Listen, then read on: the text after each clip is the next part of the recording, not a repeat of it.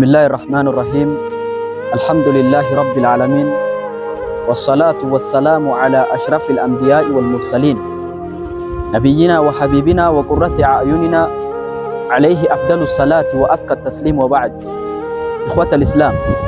السلام عليكم ورحمة الله وبركاته. دعوتك بكم جرتنت نجيني ربي سنرت هجرات جتا الرجال نما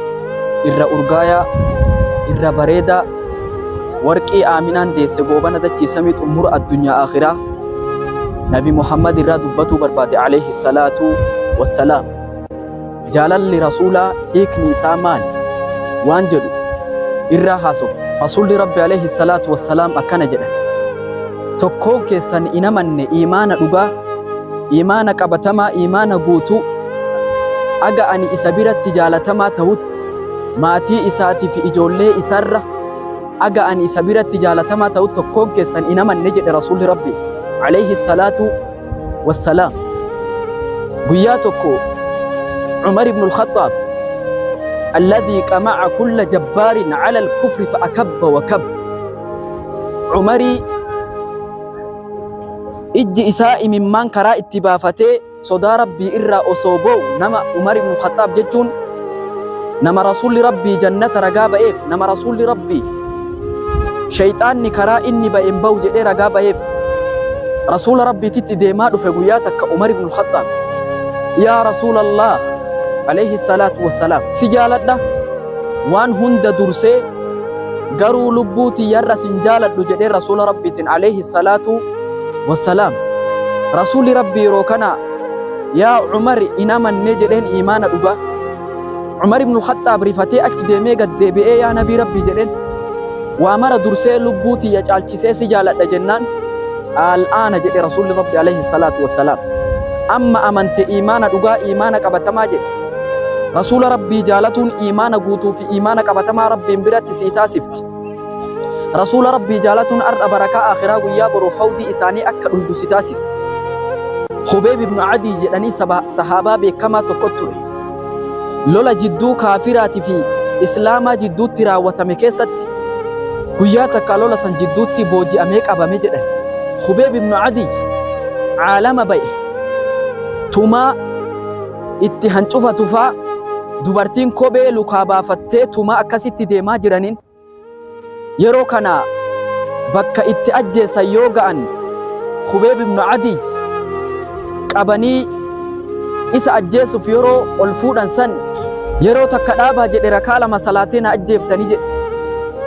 Yoo inni agana jedhu aboo dubbii wahii si himnaa mee jedhaniin si gallakkifnaa si dhiifnaa yoo nabi Muhammad bakka kee buusan akkam dhageetta jennaan wallaahi nabi Muhammad bakka kiyya buusuu miti, akkana salphistan rasuula rabbi salphisuu miti, nabi Muhammad qoreenuu waraanuu eeyyaman godhu jedhe Khubayb ibn Adii radiyallahu anhu wa ardaah.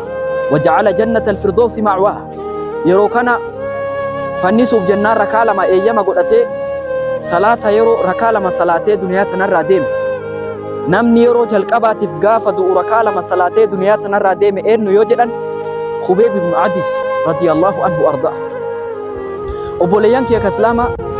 صحابة ببكمو نبي محمد جالل إساني لبو إساني جالتساني جالتن كيسا تقوسي هايم أبي بكر الصديق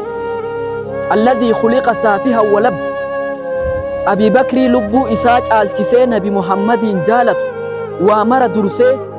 نبي محمد جالت أبي بكر الصديق قافتكو نبي محمد تكيسمان ديفي أفان ربيت هندفت رسول ربي تت عليه الصلاة والسلام. يروكنا نبي محمد إنو تنغرغار إنو تنرافود أبان نما تكو دند علمان هاقلت namni nama lama danda'u sadiin haa galatu jedhee inni jennaan Abii Bakr Siddiq keessummaa rasuula rabbii qabatee manatti hin galate. Yeroo kana keessummaa yoo inni manatti hin galee taa'u jaartiin isaa nyaatan qopheessine turte. Inni keessummaa wajji taa'uu dadhabe sababa akka saatalaayitiin diishin saatalaayitii harkistutti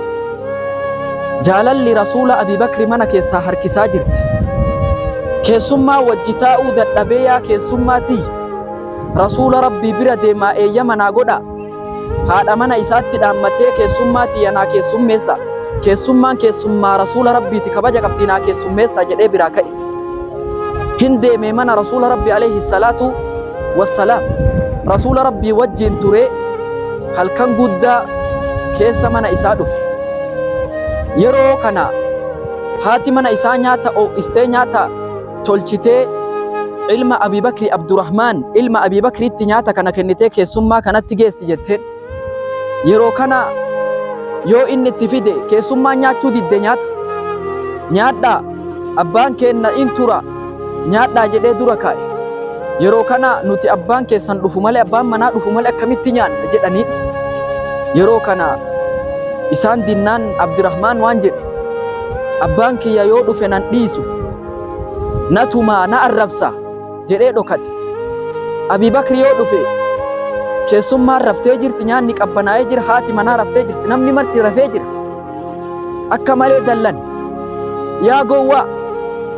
arrabse ilma isaa amma Allah Abdurrahmaan ilma isaa arrabsuu eegan ilmi isaa ka dura dhokate gadi ba'ee yaa abbaa kiyya ani maal balleesse haati teenna dalaydee dura kaa'e ani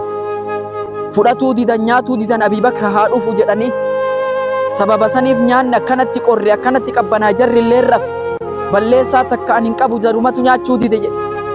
yeroo kana Abii Bakra yaa keessummaa isanillee waa gaariin goone maan nyaatinaa nyaata erga isan dura ka'an jennaan bar ati dhuftu malee akkamitti nyaanna jennee se'eyne malee nutis waan biraatti yaanne jennaan kottu ayyee haa nyaannu jedhaniin Abii Bakriin yeroo kana Abii Bakriin nyaadhu jedhe dide wallaahi ani nyaadhu jedhe wallaahi laa azuuqu haadha xa'am in dhandhamuun qammasu jennaan jarri amma inni didnaan nyaachuu eegalan yoo jarri nyaatu nyaanni kun yoo takka jarri fudhatu jalaan ol dabala jedhan barakaa Abii Bakri nyaata kana laalee xiinxalee fuudhee haadha mana isaatti geessee laali jedheen wallaahi nyaanni kun yeroo ani dura kaa'erra harka 10 amma caala jetteen Abii Bakri kakuurree fusun shayxaanarraa yaa Abdurrahmaan jedhee bishaan naa fidi jedhee harka dhiqatee nyaate nyaanni dabaluu malee hirdhatuu dide akkasitti galgala sanirraa nyaatanii Nabi Muhammaditti fidan alayhi salaatu wassalaam rasuula rabbii jaalachuun duniyaa irratti barakaa akhiraa guyyaa boruu firdoosin ollaa isaanii si taasiste jaalalti rasuulaa duniyaa irratti barakaa guyyaa boruu hawdii isaanii akka dhuydu si taasiste rasuula rabbii jaalachuun iimaana irraa namni iimaana hin qabne Nabi Muhammadin jaalatu alayhi salaatu wassalaam intala wahii ture zabana rasuula rabbii alayhi salaatu wassalaam gabrittii wahii uf jalaa qabdi gabrittiin tun Nabi Muhammadin arrabsiti arrabatti dheeratti hintalti tun namni ati arrabsitu Nabi Muhammad jettee sayfii fudhattee mormarraa darbitee ajjeefte rasuula rabbiititti dhufte alayhi salaatu wassalaam yaa rasuulallah hintalti na jala jirtu gabrittiin tiyya si arrabsitee arraba sitti dheerattee jennaan ajjeese falli kiyya maali jennaan rasuulli rabbii callisan Maalik imaamu Maalik waan jedhe osoo rasuulli rabbii alayhi salaatu wassalaam wanni isiin haasoftu kun dogongora taate silaa itti dubbata kanaaf nama rasuula rabbii arrabse murtiin isaa ajjeesuudha jedhe imaamu Maalik Ibnu Teemiyaan murtii akkanaa kenne kanaaf rasuula rabbii namni arrabse murtiin isaa du'a nuti akka ilmi namaa oksijiinitti ajamu caala Nabi Muhammaditti ajamu jiruuf jireenya keenna tolche tartiibaa tarbiyaa keenna nu tolche osoo rasuulli rabbii dhufuu baate silaa nuti kabaja namaan beeynu ulfinaan beeynu ture rasuula rabbii akka itti deemnu akka itti yaanu akka itti bobbaanu akka itti nyaannu akka itti uffannu akka itti dhuynu waa mara nu barsiisa rasuulul akram imaamul a'zam ashrafu man waxi'a athara irra caalaa irra urgaayaa nama dachii tanarra ijjateeti rasuulli rabbi alayhi salaatu wassalaam irra bareedan akka isaan jiru jedha Abii Hureyran namni akka rasuulatti bareedu duniyaa tanarra hin jiru jedhe takkaa hin garre jedhe nama akka Nabi Muhammad bareede bareedumminni duniyaa tanarra jiru marti Nabi Muhammad bira qaanfate alayhi salaatu wassalaam rasuula rabbii jaalachuun shafa'aa guyyaa boru akka isiin si argamsiistu si taasisti. Kanaaf obboleeyyan kee islaamaa ardhaaf asirra dhaabna kutaa lammaffaatiin aga walitti deebinutti. Wassalaamu alaikum wa rahmatullahi wa barakaatuh.